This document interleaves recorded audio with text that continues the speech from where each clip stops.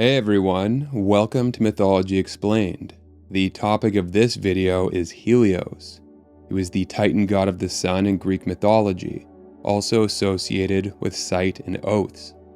He lived in a golden palace at the edge of the world, emerging each morning to drive his chariot across the sky, bathing the earth in life-giving light. During the day, he was nearly omniscient. As the sun arced above the world of gods and men, he observed everything that happened. This made him privy to many secrets, to many betrayals and plots known only by the perpetrators and schemers themselves. Thus, it was that he often served as the mechanism by which wrongdoings were exposed. Helios was said to rise from and set in Oceanus. Oceanus was the Titan god who personified the great river that encircled the world, and as such his waters constituted the farthest eastern and western points. Thus it was that Helios ascended from the Titan's waters in the east each morning, and descended into the Titan's waters in the west each evening. When his arc brought him to the far west, where it was the sunset, he descended into a golden cup that bore him along the flow of Oceanus back to his resplendent abode, where he would rise again to begin the next day. Helios was portrayed as a handsome, radiant man, with fiery, all-seeing eyes. Dazzling light shone from him. His hair was golden, luscious locks spilling out beneath the golden helmet that armored his head.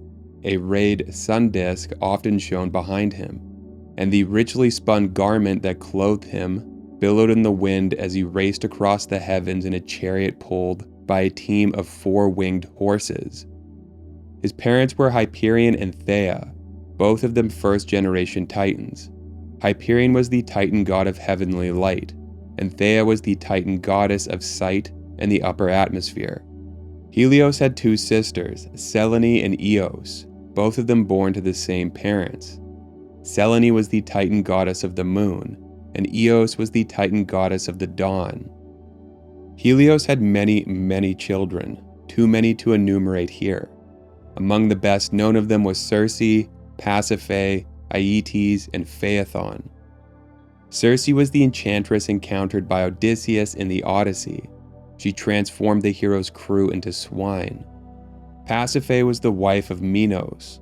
Her husband spurned Poseidon by reneging on a sacrifice he pledged to give. In retaliation, Pasiphae was cursed to fall irretrievably in love with a bull, the Minotaur later born of their union. Aeetes was the king of Colchis, where the golden fleece was. Medea, his daughter, used her magic to help Jason retrieve the fleece. Though he professed love, and though he would have certainly failed in his quest without magical intervention, he cast Medea aside when he returned home, resulting in a tragic end for both of them. Phaethon is central to one of the best-known myths involving Helios. He begged his father to let him drive the sun chariot. Helios finally gave in and handed his son the reins. The situation quickly devolved from youthful folly to an existential threat that imperiled the world. Phaethon lacked the mastery and almost immediately lost control of the chariot. The earth was set afire, nowhere worse than Africa, where, so the Greeks said, the land was scorched to desert and its people turned black. Zeus observed the unfolding disaster, which proved more devastating by the second. He let fly a thunderbolt and smote Phaethon, killing him before everything was reduced to ash. Two other myths Helios features in, the abduction of Persephone and the cuckolding of Hephaestus, center on his prodigious sight. From the lofty arc of his chariot, all the world, even the abode of the gods, passed beneath him. As such, he observed virtually everything that transpired during the day, bearing witness to events known of by few others. When Hades abducted Persephone, it was over in the blink of an eye. He appeared suddenly, rushed forward in his chariot, grabbed his unwilling prize, and plunged back into the depths of the earth. Zeus knew what happened, sanctioning the seizure when Hades asked permission to marry his daughter, and Gaia knew, facilitating the abduction by waylaying Persephone with the vibrant beauty of a blooming meadow. But aside from the 3 culprits complicit in the abduction, what happened went almost entirely unnoticed. Only Helios, to whom all secrets were laid bare from his soaring vantage, saw what had taken place. Demeter, Persephone's mother, was beside herself with worry. She searched frantically day and night. She knew her daughter was missing, but didn't know who took her or where she was. She searched for days in vain. Eventually, Helios told her what had transpired. She became despondent, and because of her sorrow, crops ceased to grow. Eventually, with humanity staring down the barrel of mass starvation, Zeus was forced to capitulate. He ordered Hades to return his bride, but before he did, he tricked her into eating pomegranate seeds, forcing her to remain with him in the underworld for half the year. Similarly, Helios also observed Aphrodite's infidelity. She was married to Hephaestus, the smith god. With his lame leg, he was the least beautiful of the gods, the only one who wasn't a paragon of form and beauty. Their mismatched marriage was doomed to fail, the most desirable goddess and the crippled god. What's more, it wasn't love that brought them together. The purpose of their union was arranged by pragmatism rather than passion, to forestall future conflict.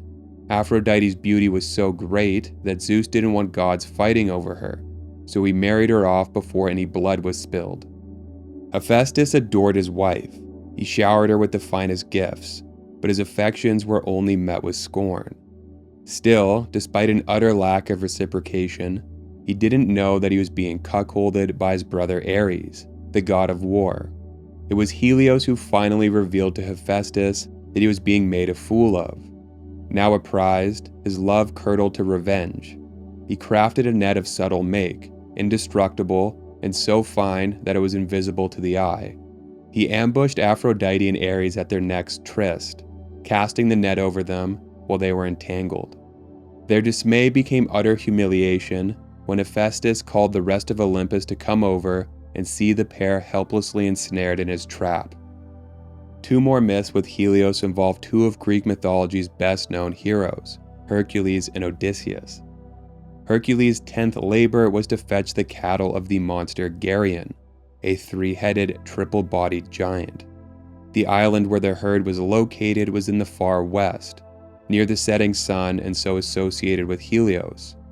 Needing to cross the vast ocean, but having no means of doing so, Hercules let loose an audacious arrow high up into the sky, demanding that Helios assist him.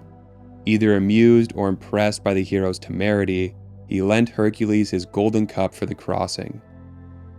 Another encounter comes in the Odyssey, in which Helios plays a significant part in one of the challenges Odysseus had to overcome on his journey home from Troy. Odysseus was warned multiple times not to kill and eat from the herds of Helios. Odysseus himself would heed these warnings, but unfortunately, the men who sailed under his command were not so prudent. After sailing through the strait hemmed in by the monsters Scylla and Charybdis, they came to an island. Here, Odysseus told his crew that they had plenty of food and drink aboard their ship, telling them to leave all the herds untouched. Initially, they listened to their lord's command, but a southerly wind blew unceasingly for a month, trapping them on the island for all that time. The ship's provisions were consumed, and the slow withering of starvation began to set in. Unsure how to proceed, Odysseus went to pray alone, and in his absence, disaster ensued. The crew convened. They weighed the ignoble and drawn-out death of starvation against the quick death that would come if the wrath of the gods destroyed their ship at sea. A swift death at sea was judged preferable. They attempted to placate the gods by sacrificing the cattle they killed in their honor, and by promising to build a great temple in honor of Helios when they returned home. But this was of no avail. Helios was infuriated by the transgression. He went to Zeus and demanded punishment be visited upon those who defiled his herds. He threatened to descend to the underworld, which would leave gods and men alike in darkness. Zeus promised retribution. When Odysseus and his men were once again at sea, Zeus uncorked a tempest and destroyed their ship with a lightning bolt. Only Odysseus survived. And that's it for this video. If you enjoy the content, please like and subscribe. Thanks for watching.